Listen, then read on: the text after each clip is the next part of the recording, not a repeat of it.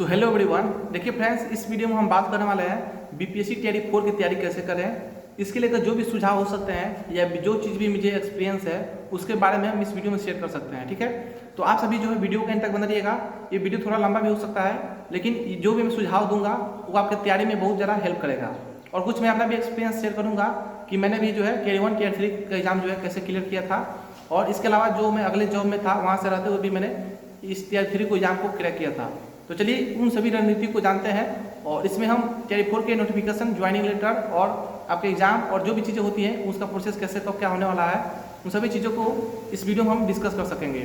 तो जो भी एस्पिरेंट अभी नए हैं, जो अभी पहली बार तैयारी कर रहे हैं बिहार शिक्षक भर्ती का, और जो भी कैंडिडेट अभी टियर 1 टियर 2 या टियर 3 में ज्वाइन हो चुके हैं और अगले क्लास के लिए तैयारी करना चाहते हैं, तो उन लोगों के लिए जो ये वीडियो है बहुत हेल्पफुल होगी। ठीक है, तो चलिए वीडियो को शुरू करते हैं। और सबसे पहले बता दें हम कि हम टियर 4 के नोटिफिकेशन को लेकर कि टियर 4 का जो नोटिफिकेशन कब तक आ सकता है। देखिए, जैसे कि अभी हाल के दिनों में जो चर्चा चल रही है, तो ऐसा लग रहा है कि अभी नोटिफिकेशन जो टियर 4 का सितंबर के फर्स्ट वीक तक देखने को मिल जाएगा। और ऐसे भी मैं बहुत पहले दिनों से भी बता रहा हूँ कि आपका जो नोटिफिकेशन है 10 सितंबर से पहले देखने को हर हाल में मिल जाएगा। तो मोटा मोटी मान के चले कि आपका जो टियर 4 का नोटिफिकेशन है वो आपका जो है सितंबर के फर्स्ट वीक तक देखने को मिल जाएगा।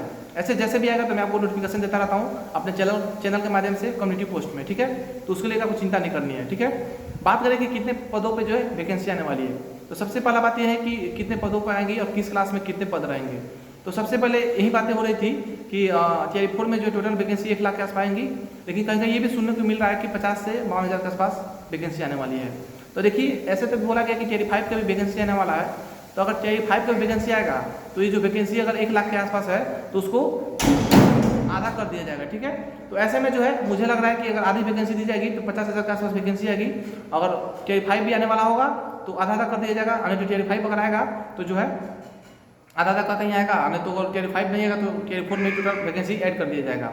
तो अभी मोटा मोटी मान के चले हम 50 हज़ार भी अगर आता है तो 1 to 5 में ऐसा भी बोला जा रहा है कि थोड़ा वैकेंसी कम आएंगी और 6 to 8 में कम आएंगी, लेकिन 9, 10, 11, 12 यानी जो टीजीटी और पीजीटी है उसमें थोड़ा आपको ज़्यादा वैकेंसी देखने को मिल सकती है। ठीक है, अब इसके बाद हम बात करते हैं कि जो है इसका एग्जाम कब तो हो सकता है टियर 4 का। तो देखिए, जैसे कि मालूम है नोटिफिकेशन सितंबर के फर्स्ट वीक में आएगा, तो एग्जाम के ज़्यादातर चांसेस है कि नवंबर के लास्ट वीक या फिर दिसंबर के जो है फर्स्ट वीक तक एग्जाम होने की संभावना है। ठीक है, तो आप नवंबर लास्ट या दिसंबर के फर्स्ट वीक तक मान कर चलें। तो अब देखें कि समय कितना आपके पास बचा हुआ है। तो आप मानिए अगस्त बताइए, सितंबर, अक्टूबर और नवंबर, टोटल आपके 3 मंथ बचे हुए हैं, यानी टोटल देखें तो 90 दिन बचे हुए हैं। और बिहार शिक्षक भर्ती की तैयारी के लिए 90 दिन जो है बहुत अधिक समय होता है, और काफ़ी ज़्यादा समय भी नहीं होता है लेकिन ज़्यादा कम भी नहीं है। ठीक है, इसमें जो है आप अच्छे से तैयारी कर सकते हैं, क्योंकि जब मैं अभी इसके पहले जो मैं सेंट्रल गवर्नमेंट में था, पैरामिलिट्री फोर्सेस में, बीएसएफ में था, तो वहाँ पे भी मुझे समय नहीं मिलता था तैयारी करने के लिए। ठीक है, लेकिन फिर भी मैं जो नोट्स बनाया था उसी को बहुत कम समय तक ही उसको रिविजन किया, और रिविजन करने के बाद से उसी को मैं फॉलो किया, और फाइनली उसी से मैं आके एग्जाम दिया था। ठीक है, छुट्टी लेकर आया हुआ था लेकिन उसी से मेरा बीच में सिलेक्शन हो गया। ठीक है, तो फाइनली मैं उस जॉब को ट्वीट कर दिया, रिजाइन देकर, और फिर यहाँ पे बिहार शिक्षक भर्ती टियर 3 में ज्वाइन किया हूँ। ठीक है, तो ये नहीं बहाना तो सब कुछ मारते हैं, लेकिन ये है कि तैयारी अगर करने का मन है, आपका जज्बा है कि हाँ हमको बिहार में जो है शिक्षक बनना है और टियर 4 की वैकेंसी में एलिजिबल होकर हमको निकालना है, तो आप निकाल सकते हैं। ठीक है, तो इसमें बहाना नहीं चाहिए, बस तैयारी होनी चाहिए। तैयारी होगी तो आपका जो कभी भी कोई भी एग्जाम निकाल सकते हैं। ठीक है, तो ये बात हो गई तैयारी का। तो ये चीज़ें मैं बता दिया कि आपका एग्जाम जो है नवंबर के लास्ट वीक या फिर दिसंबर के फर्स्ट वीक तक हो जाएंगे। बात करें रिजल्ट और ज्वाइनिंग कब हो सकता है, तो जैसे जैसे प्रक्रियाएं जैसे देखने को मिल रही है, तो एग्जाम तो इलेक्शन के बाद ही होगा, ये तो कंफर्म है, क्योंकि इलेक्शन से पहले कोई अभी बहुत सारी चीज़ें होने वाली है। अभी नोटिफिकेशन आएगा, फॉर्म फिलअप होगा, एडमिट कार्ड जारी होगा, सिटी सेंटर देखा जाएगा, तो उसके बाद से थोड़ी देरी होती है। तो नवंबर लास्ट वीक या दिसंबर के फर्स्ट वीक तक एग्जाम हो जाते हैं, तो रिजल्ट जो है 1 महीना के अंदर सभी की चीज़ क्लियर कर दिए जाएंगे। तो मोटा मोटी मान के चले कि दिसंबर के लास्ट तक सभी का जो रिजल्ट भी आ जाएगा, आंसर की भी आ जाएंगे, और रिजल्ट आ जाएगा, उसके बाद से आपका ज्वाइनिंग की प्रक्रिया और काउंसलिंग की प्रक्रिया शुरू कर दी जाएंगी।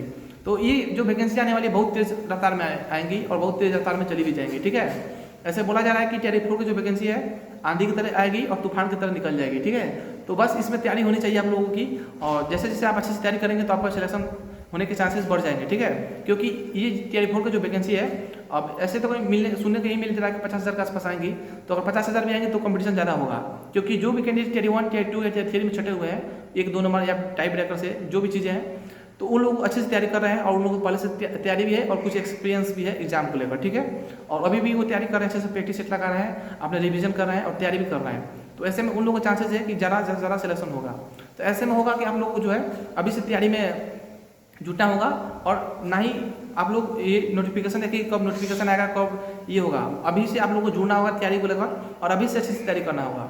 ठीक है, तो इस चीज़ों को आप ध्यान में रखेंगे, ताकि जो कैंडिडेट छटे हुए हैं पहले के 1-2 नंबर से टाइप ब्रेकर से, वो अभी तैयारी में जुड़े हुए हैं और अच्छे से तैयारी कर रहे हैं, तो उन लोगों का जो है सिलेक्शन का चांसेस ज़्यादा हो जाएगा। ठीक है, तो इसीलिए मैं बोल रहा हूँ कि आप लोग जो है नोटिफिकेशन को ध्यान में ना दें। जैसे जैसे नोटिफिकेशन आएगा जो चीज़ें होगी तो मैं आपको तो बता ही देता हूँ चैनल के माध्यम से, तो उसको लेकर ज़्यादा परेशानी होना है, बस अपने तैयारी पर जो है फोकस करना है। ठीक है, क्योंकि तैयारी जो होती है एक बार होती है। ठीक है, तैयारी जो हम लोग करते हैं तो एक बार होती है तैयारी, लेकिन जो रिजल्ट होता है वो बार बार होता है। ठीक है, तो ऐसा तैयारी कीजिए कि तैयारी हो एक बार लेकिन सिलेक्शन हो बार बार। ठीक है, तो वही चीज़ें मैं फॉलो भी करता हूँ कि तैयारी जब भी आप कर रहे हैं तो अच्छे से करें, कि एक बार तैयारी करें तो बाद में कभी भी अगर कहीं जॉब हो जाता है तो फिर अगर किसी और जॉब को जाना हो तो उसी तैयारी से आपका काम चल जाए। बाद बाकी जो नोट्स होता है उसको रिवीजन करने में 1-2 सप्ताह लगता है, तो वो कोई ज़रा देर समय नहीं लगता है। ठीक है, तो वो चीज़ें मैं भी फॉलो करता हूँ, तो आप लोग उस चीज़ को फॉलो कर सकते हैं। तो ये हो गई आपकी तैयारी को लेकर, और जो भी सुझाव था मैं दे दिया। अब बात करते हैं कि आप कौन से बुक लिस्ट को फॉलो कर सकते हैं, खास करके जो फ्रेशर कैंडिडेट है तो उन लोगों को थोड़ा चीज़ें बताने होंगी। बाद बाकी जो कैंडिडेट सिलेक्टेड है टियर 1, टियर 2, टियर 3 में जो आगे क्लास की तैयारी करना चाहते हैं, तो उन लोगों के लिए ये चीज़ें हैं, आप जो नोट्स बनाए होंगे तो उसको रिवीजन कर सकते हैं। बाद बाकी 1-2 बुक आप जान ही रहे होंगे क्या क्या पढ़ना है, लेकिन मैं खास करके जो फ्रेशर कैंडिडेट के लिए बता रहा हूँ, और आपको भी फायदा करेगा जो सिलेक्शन लिए हैं। तो देखिए, अगर आप किसी भी क्लास में लेते हैं, किसी क्लास की तैयारी करना चाहते हैं 1 to 5 में, या फिर 6 to 8 या 9th 10th 11th 12th का, तो सबसे पहले उसमें जीएस सेक्शन भी आता है। ठीक है, तो जीएस सेक्शन के लिए हिस्ट्री, ज्योग्राफी, पॉलिटी ये सब चीज़ें पूछती है, आईएनएम पूछता है। तो उसके लिए आपको जो है सबसे अभी तक जो मुझे अच्छी बुक लगती है उसमें है लुसेंट का। ठीक है, तो लुसेंट का एक समान विज्ञान आता है और एक समान ज्ञान आता है। ठीक है, मतलब जनरल नॉलेज। ठीक है, तो लुसेंट का जो आता है सब्जेक्टिव वाला उसको ले सकते हैं, और उसका एक ऑब्जेक्टिव आता है जो मोटा बुक होता है। ठीक है, तो उन दोनों चीज़ों को फॉलो कर सकते हैं। तो सब्जेक्टिव आपको क्या करना है कि सबसे पहले पढ़ना है। ठीक है, उसको अंडरलाइन करना है, जो चीज़ें आपको समझ में आती है उसको अंडरलाइन करना है, और उसके बाद से जो चीज़ें आपको लगती है कि हाँ ये इंपॉर्टेंट पॉइंट्स है तो उसको आपको एक नोट्स को बनाना है, उस नोट्स में आपको लिखना है। ठीक है, और उसके बाद से जब ये चीज़ें हो जाती हैं तो जो एक मोटा लुसेंट का आता है समान ज्ञान का, उसी का वर्जन है, बस उसका ऑब्जेक्टिव उसमें ऑप्शन दिया रहता है, तो उसको आपको सोल्व करना है। इससे क्या होगी कि आपको चीज़ें जो भी है डाउट आपको क्लियर होते जाएंगे।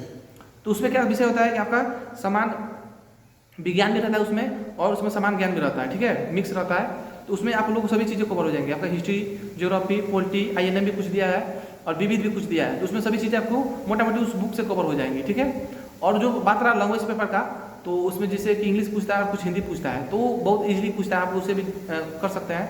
बाद बाकी अगर प्रैक्टिस सेट भी लगाएंगे तो उससे सॉर्ट आउट हो जाता है, क्योंकि 30 नंबर का जो लैंग्वेज पेपर होता है जिसमें कि 8 इंग्लिश और 22 जो हिंदी पूछता है, तो उसमें मात्र 30% नंबर लाना जरूरी होता है। यानी 30 नंबर का 30% निकालेंगे तो आपका 9 मार्क्स होगा। ठीक है, तो आपको जो 30 नंबर में 9 मार्क्स ला लेना है, बस वो पासिंग है, उसमें सभी लगभग पास ही कर लेते हैं, तो उसको ज़्यादा चिंता नहीं है। बाद बाकी जो विषय मेन होता है 120 नंबर का, जिससे कि आपका मेरिट लिस्ट तय होता है, वो चीज़ें जरूरी होती है और उसी को सॉर्ट आउट करना जरूरी होता है। और इन्हीं सभी नोट्स को आपको बनाते रहना है, जो जो इंपॉर्टेंट पॉइंट होगी आपको नोट्स में कवर करते जाना है। और लास्ट समय में जब आपको बचेगा 1 महीना, या फिर ऐसे तो नॉर्मली आप जब तैयारी कर रहे होंगे, लिख रहे होंगे, तो हर एक सुबह मॉर्निंग में आपको कम से कम आधा घंटा उसको देखना है और उसको रिवीजन करना है। ठीक है, जिससे क्या होगा कि आपको जो भी चीज़ें वो है वो एक साथ कवर होती जाएंगी, और जो चीज़ें पढ़ते जाएंगे वो बार बार रिवीजन होती जाएंगी, तो आपको दिमाग में रहेगा, याद भी रहेगा। ठीक है, और ठीक उसी को जो है एग्जाम से 1 सप्ताह पहले 2 सप्ताह पहले जो है उसी को रिवीजन करते रहना है। जो भी चीज़ आप नोट्स बनाए रहते हैं तो हमेशा आपके दिमाग में रन अप करते रहेंगी, और आप उसको रनिंग में रखे रहेंगे तो आपका याददाश्त भी मजबूत रहेगा और याद भी रहेगा। ठीक है, जो कि एग्जाम में बहुत हेल्पफुल करते हैं। तो मैंने भी वैसे किया था, सभी चीज़ों को पढ़ता था और नोट्स बनाता था, और उसको हमेशा हर एक दिन रिवीजन करता था। ठीक है, तो ये सभी मैंने बुक्स बता दिए जीके जीएस के लिए। और बात रहा जो मैथ, रीजनिंग और करंट अफेयर का, तो करंट अफेयर के लिए आप किसी भी यूट्यूब चैनल को अच्छा सा अपने से देख सकते हैं कि कौन से हैं। बाद बाकी अगर आप कमेंट करेंगे तो मैं बता भी दूंगा कोई अच्छा सा चैनल, नहीं तो आपने से भी सर्च करके पढ़ सकते हैं करंट अफेयर के लिए। बात रहा मैथ रीजनिंग का, तो मैथ रीजनिंग आप शुरू से पढ़ते आ रहे होंगे, अगर नहीं भी पढ़े होंगे तो लुसेंट का भी आता है, मैथ का बुक आता है, रीजनिंग का बुक आता है। ठीक है, और नहीं तो RS अग्रवाल का मैथ आता है। ठीक है, तो उसको भी आप फॉलो कर सकते हैं। नहीं तो मैं तो सबसे अच्छा रिकमेंड आप लोग करूंगा मैथ, रीजनिंग और करंट अफेयर के लिए कि आप यूट्यूब से ही फॉलो करें। ठीक है, जो चैप्टर आपको वीक लगता है, मतलब कमजोर है, तो उसको आप जो है यूट्यूब पर सर्च कर सकते हैं, उसको वहाँ से पढ़ सकते हैं और उसको आप लोग वहाँ से भी सॉल्व कर सकते हैं। ठीक है, तो मैंने भी वैसे कुछ फॉलो किया था, पहले से थोड़ा मैथ तैयारी था, बस उसको रिवीजन के लिए मैं यूट्यूब से सर्च करके जो भी टॉपिक मुझे नहीं लगता था कि इसमें डाउट है तो उसी को मैं सर्च करके उसको पढ़ लेता था। ठीक है, आप लोग इन चीज़ों को फॉलो कर सकते हैं। बाद बाकी मेरा पर्सनल जो है सजेशन है, आप लोगों को अच्छा भी लग सकता है तो आप उसको फॉलो कर सकते हैं, नहीं तो जो चीज़ आपको अच्छी लगती है आप उसको फॉलो जरूर कीजिएगा, ठीक है। लेकिन ये चीज़ है कि आपको जो रिवीजन अच्छे से करना पड़ेगा, जो चीज़ आप पढ़ते हैं उसको जैसे आज शाम तक जो भी चीज़ें पढ़े हैं उसको कल सुबह में उसको रिवीजन करना जरूरी है, नहीं तो चीज़ें वो पढ़ने से कोई फायदा नहीं है। वो बोलते हैं ना कि 100 बुक पढ़ने से कोई फायदा नहीं है, बाकी एक ही बुक को जो है आप 100 बार पढ़ें, ठीक है। तो वो चीज़ें कुछ हद तक काम भी करती हैं, उन चीज़ों को फॉलो भी करना चाहिए। और मेरा भी मानना वही है कि कम पढ़ें लेकिन उसको बार बार पढ़ें, ठीक है। उससे क्या होता है कि चीज़ें जो है याद रहती हैं और उसको एक साथ कंबाइन करने में, एक साथ सॉर्ट आउट करने में अच्छी हो जाती है जब एग्जाम का समय होता है, ठीक है। तो ये हो गया इस सभी चीज़ों के बारे में, और मैंने अभी अपना एक्सपीरियंस भी दे दिया, बुक के बारे में बता दिया, TRE 4 के बारे में बता दिया। तो ये इसमें कंपटीशन भी अच्छा खासा होने वाला है। बाद बाकी जो भी सजेशन होगी तो आप इस वीडियो को मेरे कमेंट करिएगा, मैं उसका रिप्लाई दे दूंगा। तो फ्रेंड्स आशा करता हूँ आप लोग को वीडियो पसंद पड़ा होगा। वीडियो पसंद पड़ा होगा तो आप लोग जो है इस चैनल पर जुड़ सकते हैं, बाद बाकी कोई दिक्कत नहीं है। आप लोग चैनल को सब्सक्राइब भी नहीं कर सकते हैं, कोई दिक्कत नहीं है। बस ये चीज़ है कि अगर आपको अच्छा लगा हो तो लाइक कर दीजिएगा, और ऐसा ही सजेशन आपको पाना हो या फिर जो चीज़ें मुझे पर्सनल एक्सपीरियंस है उसको मैं आप लोग हमेशा साथ शेयर करता रहता हूँ, तो इस चैनल पर आपको हमेशा मिलता रहता है। जो लोग साथी पहले से जुड़े हैं उनको ये चीज़ें मालूम होगी, तो आप लोग भी इस चैनल पर जुड़ सकते हैं, ताकि आप लोग को जो भी चीज़ें होंगी मैं आपको बताता रहूँगा। बाद बाकी वीडियो कैसा लगा आप कमेंट सेक्शन में बताइएगा, और जो भी सुझाव हो आप इस वीडियो कमेंट सेक्शन में जरूर कमेंट कीजिएगा। बाद बाकी आपकी हेल्प करने के लिए मैं हमेशा आपको रेडी हूँ, और जो भी चीज़ें होंगी तो आप जरूर कमेंट करके पूछिएगा। बाद बाकी वीडियो देखने के लिए आप सभी का बहुत बहुत धन्यवाद, और आप इस वीडियो शेयर भी कर सकते हैं। चलिए अब मिलेंगे नेक्स्ट वीडियो के साथ, अगले चैनल में अगले वीडियो के साथ। तो अभी तक के लिए आप लोगों को बहुत बहुत धन्यवाद।